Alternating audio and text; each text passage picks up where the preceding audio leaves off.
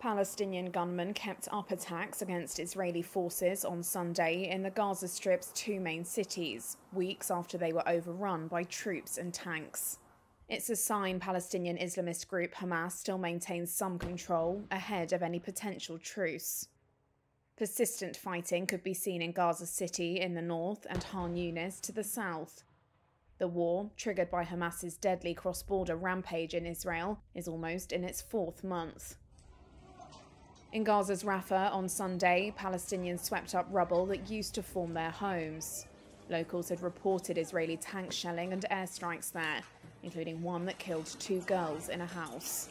As mourners bade farewell to the dead children, a relative, Mohammed Kaloub, said the airstrike hit a room full of women and children in the Al Salam neighborhood. The room collapsed completely over their heads, he said. The scenes were horrible.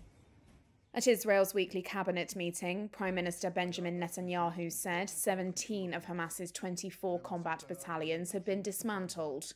The rest, he said, were mostly in the southern Gaza Strip, including Rafah, which sits on the enclave's Egyptian border. Hamas does not publish its losses.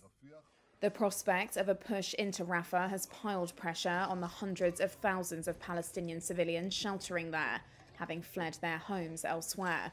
It also worries Cairo, which has said it will not admit any influx of Palestinian refugees in what it says is a bid to prevent any permanent dispossession.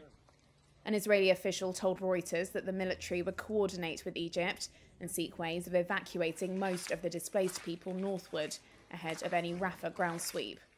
Gaza health authorities, who do not differentiate between militants and civilians in their tallies, said on Sunday more than 27,300 Palestinians have been confirmed killed since the war began. They say 70% of those killed have been women and children. Thousands more are feared lost in the ruins.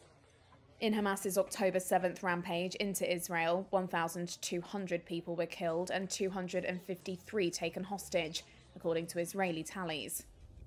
More than 130 hostages are still in Gaza. Their possible release by Hamas is among issues under discussion in Egyptian and Qatari-mediated negotiations that are backed by the United States to secure a truce. Hamas has demanded an end to the war. Israel rules that out, but is open to a temporary truce.